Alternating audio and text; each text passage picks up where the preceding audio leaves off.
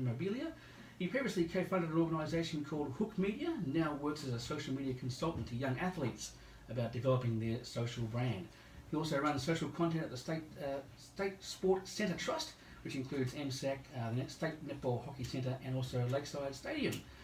He's also written a book called Social Media Scouting Report, containing some tips, particularly for young people, on developing social media brands. So welcome, Brian. Thanks, Craig. It's great to be back here chatting with you. Absolutely. It's been a long time between drinks, so it's good to see you again. Thanks for joining me. And I'm going to start with a bit of a question out of scope to start off with. I'm a bit of I've got a pool room at home myself, and I'm in awe of Mob's Cave. Now, there's even a hashtag dedicated to this. Can you tell us a bit about your fascinating collection of sports memorabilia and how you developed a passion for it? Yeah, absolutely. I think that sort of came about from being just a general collector, not hoarder level, but wanting to keep all that stuff that I grew up loving around me as long as possible. And growing up in the 90s, loving basketball, Michael Jordan, the Chicago Bulls, all that sort of stuff, it really built up. And over time, I thought, I'm not getting the green light to keep all this stuff in the house, so maybe I need to find a better spot for it. So over the years, I really built up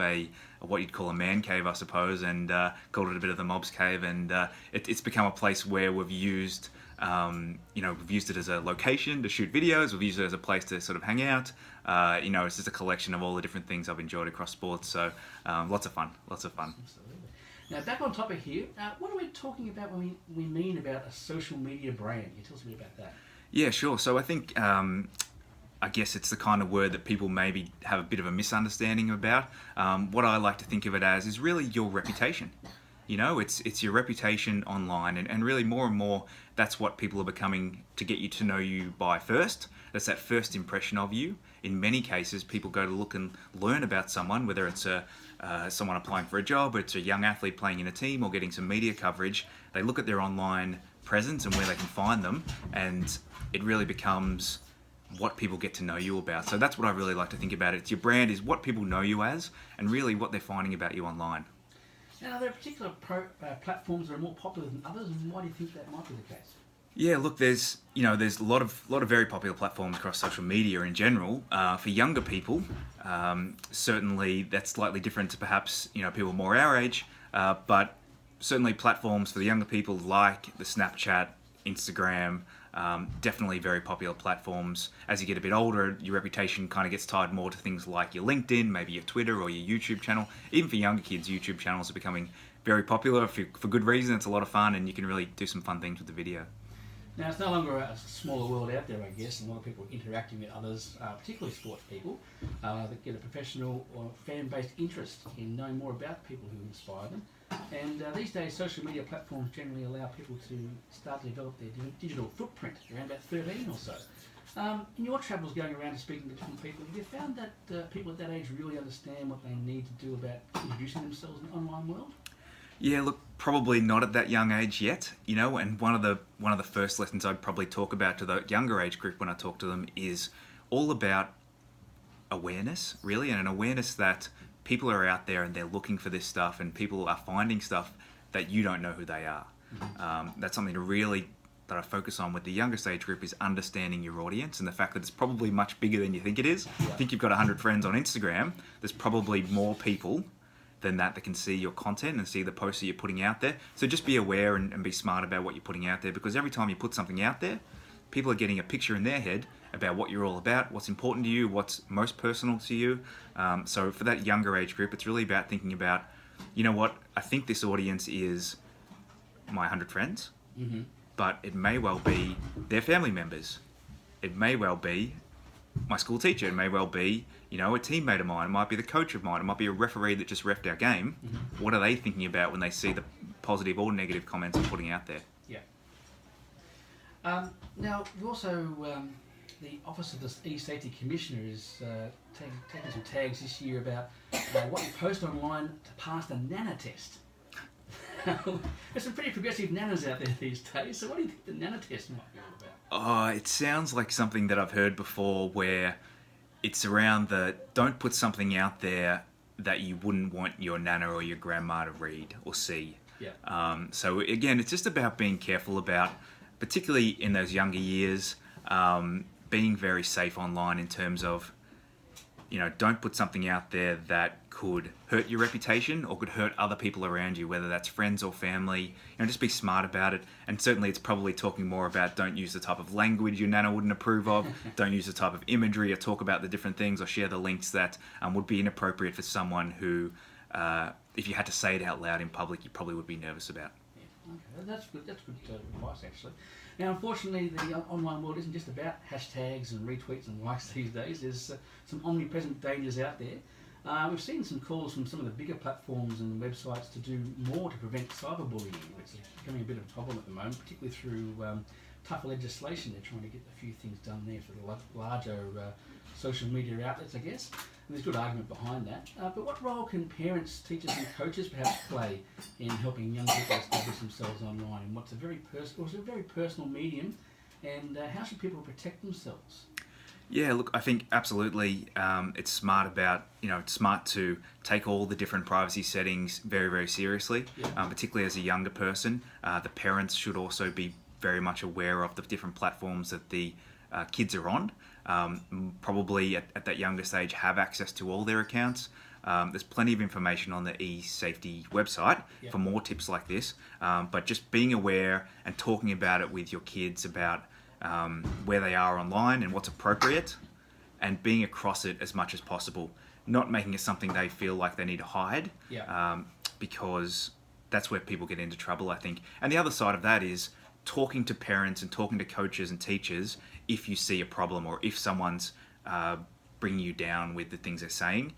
Don't try and fight that battle yourself as a young person out online, because you can dig yourself into a deeper hole. Take that to someone older to help you out. Okay, that's good advice, actually, because you can get tied up in that sort of stuff. You go, well, that's not right what they're saying. I need to defend myself online. But sometimes there's a bit of a fine line, isn't there, between defending yourself and just going into open slather. Yeah, absolutely. I think it's probably safer just to try and think before you post every time. Take a deep breath, show a teacher, show a parent, maybe even screen capture that piece of content, that text message, that comment that got you down or was inappropriate, to make sure you've got evidence of it, and make sure that you don't. It's hard sometimes, but don't react emotionally. How do authorities deal with this sort of stuff? Like, if you had a cyberbullying issue, you take it to the police or some sort of authority there. What sort of things should they be looking for, do you think? If you can gather some evidence, obviously, with the screenshots and things like that, is there anything else that they'd be looking for? It's something that is different in each state around Australia, and they have different laws and legislations. What I will say is be careful. Be careful with what you're doing, be careful with what you're sharing, be careful about the interactions you're having with other people, be careful about the photos you're keeping on your phone, the photos you're sharing on your phone, the videos, because the laws are different in each state in Australia, and there are people out there that are looking into this stuff, so be very careful. Okay. And now we've seen some recent sports people online breach, I guess what you call society's court of public opinion. I use that word court very loosely. And what being is acceptable to express. And one tennis player we thought had to delete pretty much their whole Twitter account recently, which is pretty phenomenal thing to do. Once things are out in there in the public domain, it's almost impossible to retract, and it's a real-time record, basically, isn't it? And in later years, people, as you said, you can look at LinkedIn and things like that. Online comments come back to haunt. And are there any young traps when they're posting online? Is there anything we should be avoiding? Yeah, look, I think that's a great example of an athlete that was flying under the radar until he had some success in the Australian Open, and all of a sudden the spotlight shone on him and shone on all his content really brightly. And that's what happens a lot with younger athletes and younger people. Maybe it's the week before you go for a job interview for the first time, and someone's looking through your resume and they decide to Google you online and look back through your Facebook posts and your Instagram account. That's when that spotlight's hit them. It might be an athlete that's just been named in a national team or a state team, or been posted about in the local paper or got on TV. Then that spotlight comes on. What I'll say is, when it shines on you, it shines very brightly. And as you saw with that tennis player, they dug right back through years of tweets to make some assumptions about him. And that can happen to all sorts of people. So be very careful now, particularly if you've got goals in your sport, to take it to great lengths and be the best you can be, to know that your audience is constantly going to change and people will look back through your content. So clean that stuff up as you go along. You don't want to get to the age of 16 and have 4 years of content online that you hadn't, things you thought were appropriate and funny when you were 12 and 13 that are still hanging out there publicly, go back there and clean that stuff up. Is there a way to actually delete that through the operator himself? Like, for example, Twitter, can you actually go and request stuff to be deleted, or is it just something you have to be vigilant of yourself?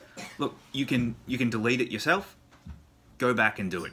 You know, clean it up. Even the pages you like, the people you follow that you thought were appropriate, you thought were funny, you know, when you were 16, now that you're 20 going for that job, double check that stuff, because pages and people also evolve. So a page you started liking that was just for funny jokes and content, 2 years later it's been overtaken by racist content, sexist content, homophobic content, and people click on there and think, why does this person like this page? Well, maybe it looked different when you first liked it and you first started following it, but it's evolved over the years and you haven't gone back and checked what you're associated with online. What challenges do you think young people are having when they're getting on these sites and starting to develop their own brand? They actually have to think that they're okay now. What challenges are you seeing when you go out in the communities and talk to young athletes? What are their big burning issues? Yeah, look, I think it's mostly about not wanting to look like they're showing off. Yeah. You know, I think sometimes, and so there's a fine line when they get to that, you know, level of wanting to go play US college sports or wanting to, you know, get sponsors or get endorsements as they get, you know, a little bit older. And all of a sudden I go back and look through their social media and I can't see the passion behind their sport. I can't see any photos from it. I can't see any interest from it. Yeah. You know, they train on it every day, but you've got to show us sometimes. And particularly when they want to evolve from being that, you know, younger teenager to the later years of teens and 20s, you need to start putting that stuff out there that shows that you really care about this sport. You care about, you know, what you're aiming for, and you're dedicated and you're committed to your sport. So, are there any? Have you come across any examples of sports people who do social media really well that we can perhaps learn from or even follow? Absolutely. So, particularly in Australia, there's plenty. You know, because look, most people I would say aren't shooting 100%, as in every post is fantastic, but there are definitely ones out there that do portray that positivity, and that's what you're generally looking for. So it's the people out there that are lifting other people up and not bringing people down with their content or being all about them. So I like to direct people towards our Olympians. Yep. Quite often that's where you'll find some really great content, even coming up to the Commonwealth Games, some Commonwealth Games athletes. If you're thinking about in sports like basketball, for example, I think about some of our Olympians, Matthew Dellavedova, even more worldwide, LeBron James. A lot of people follow LeBron James online, but just because he's popular. Yes. But if you go back and think about what he actually talks about and what he posts about in his content, it's talking about his friends, it's talking about his family, it's talking about lifting up his teammates, his former teammates. It's talking about other people and how important they are to him. So he's lifting other people up as opposed to bringing them down, even though he's posting a lot of content. Okay, that's interesting to know. So we can get across a few of those people. Now, if there's anything that we haven't covered here that people want to get in touch with you, Ryan, how can they best do that?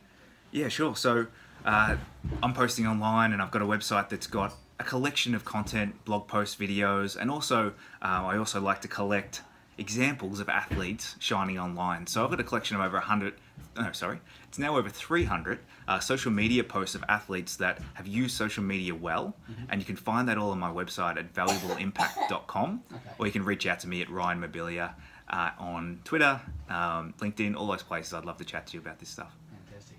Ryan, thank you for joining us today. Really appreciate it. A lot of good insight there on how we can protect ourselves online, and particularly for sports and young people. So thanks very much for your time today, and we'll talk to you again soon. No worries, Craig. It's great to be back. Thanks. Thank you. Ryan Mobilia, the social media expert there, put some details there on how to get involved in producing a good image of yourself online.